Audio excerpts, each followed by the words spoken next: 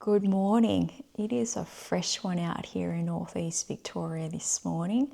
So I have to say it's pretty tempting to want to stay snuggled under the blanket with a nice hot cuppa.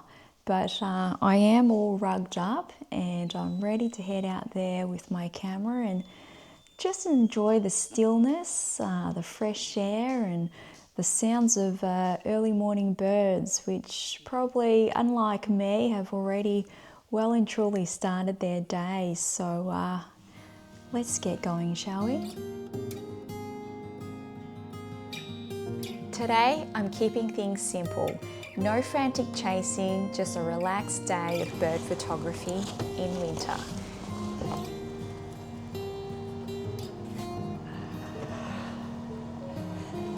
Oh, it's your head, are we? Let's go. Now, there's no sugarcoating it. Photography in winter can be challenging, but there are ways for you to make the most of the softer light, different atmospheres and slower pace that this season brings. I'll share some practical tips to help you better enjoy bird photography in winter, and hopefully that translates to better photos along the way, whether you're out at first light or just enjoying a slow meander with your camera. So the best thing about bird photography in winter, there's fewer people. Not only is there a slowdown in bird activity, but also human activity. And places that would otherwise be buzzing in spring and summer are just really peaceful and tranquil in winter. There's really not much else but the sound of nature, and that's just the way that I like it. So right behind me, we've got some ducks here. They're very much well aware of my presence and they are very skittish, so I'll see if I can sneak up for a few closer shots. The light is lifting a little bit and I'm loving the muted soft light. Knowing the winter species or non-migratory birds in your area will go a long way. For example, ducks in your local area usually stay there all year round. Yes, most of the time they're not doing too much, and in winter even less so. But I think the slow pace is perfect for this time of year. With everything being quieter, you can tune into the sounds and sights around you a bit better. If you look and listen closely, you'll be bound to find plenty of bird life. Soak in the scenes around you, but don't forget to keep an eye on your subject, like my ducks here, just in case they finally decide to give you a unique posture or activity, like a good flap of their wings.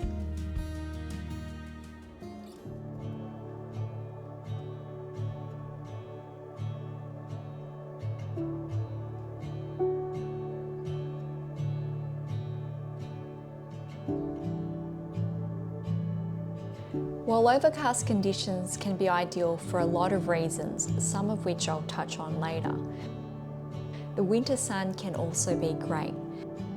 It's often more subdued than the summer sun and stays low on the horizon for longer. So you can take advantage of this, as I did the following morning.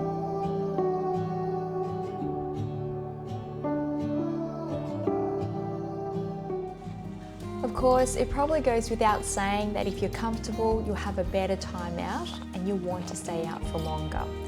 Layers are your best friend. I usually go for a thermal base, fleece mid-layer, windproof outer and gloves with touchscreen pads. And definitely make sure you're prepared with wet weather gear too.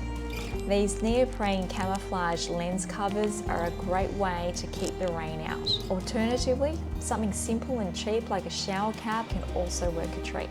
So while you're keeping yourself warm, don't forget about your batteries as well. This cold weather can be brutal on the batteries, so keep your spares close to your body, ideally close to your core. What I do is I have mine on the inside of my jacket pocket here. And I also have in there as well a hand warmer. This one's a disposable one. You can get them pretty much anywhere, your local chemist or online. Not expensive at all. shake them to activate them, and this one holds its heat for about 12 hours.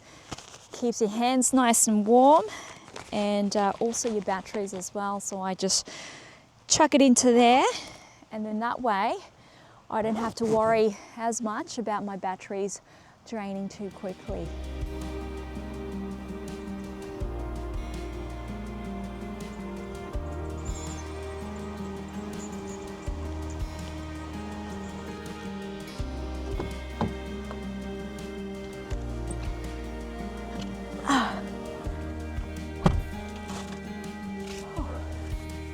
So aside from the cold, if you're out in winter, chances are it'll be raining and windy as well.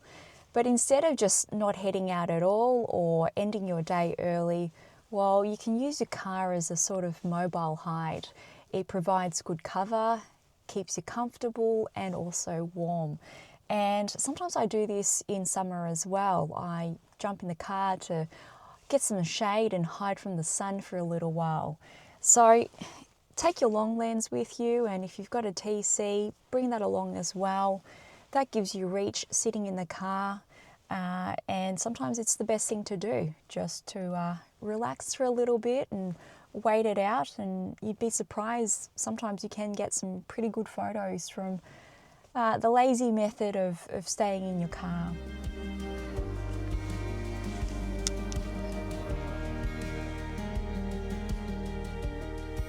In winter, birds burn more energy just staying warm. Disturbing them while they're feeding or resting can really throw them off. Some birds though don't mind you being a little bit closer to them, provided you're in your car. So that's a good way for you to give birds their space and let them do their thing.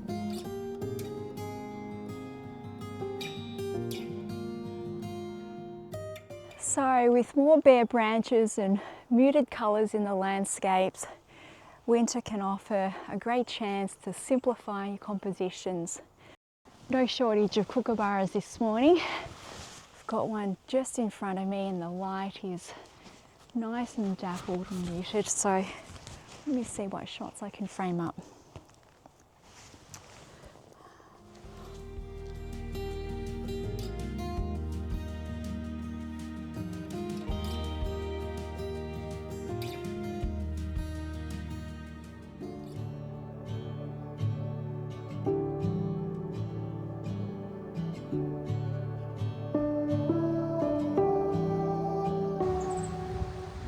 Look for clean backgrounds, lone purchase or misty layers. More bare and exposed branches and less clutter means cleaner backgrounds for your portrait or bird on a stick shots, allowing your subject to stand out better. And don't forget to also look down. Fallen leaf foliage can add great foreground interest and also give context to your bird's habitat.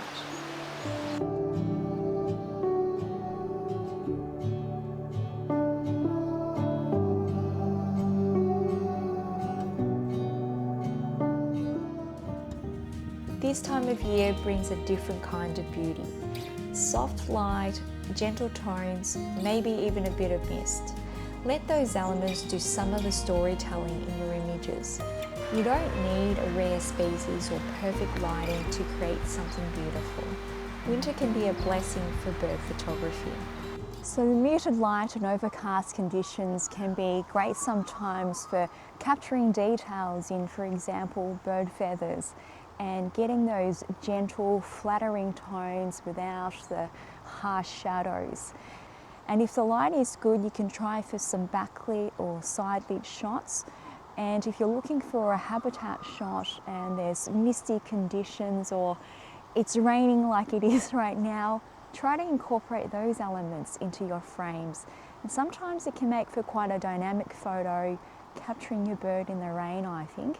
Something a little bit different to what we usually see, which is a bird captured in lovely, perfect conditions with golden light.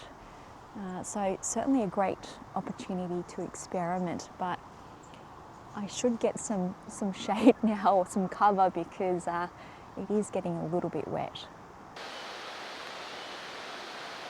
I don't think I've ever seen a happy looking little pied cormorant, and true to form, this one wasn't looking too pleased about being stuck out in the rain.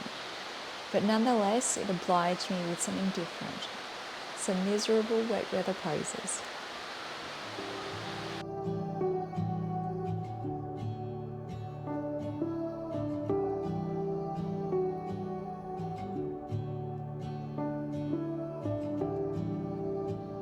Of course, one of the challenges of muted light in winter is that unless you have a very fast lens and can shoot wide open, you'll have to slow down your shutter speed and be comfortable with higher ISOs.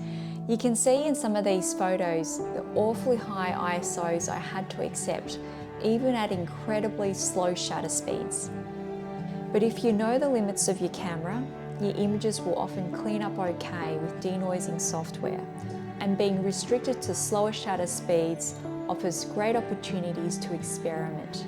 For example, I don't mind the softer wings on this brown hornbill, captured as it was zipping in and out of the reeds. Winter mornings might feel quiet, even a little sleepy, but that's exactly what I love about them. The light is soft, the air's crisp, and the pace of everything just slows down. Perfect conditions to ease into the day and focus on photography.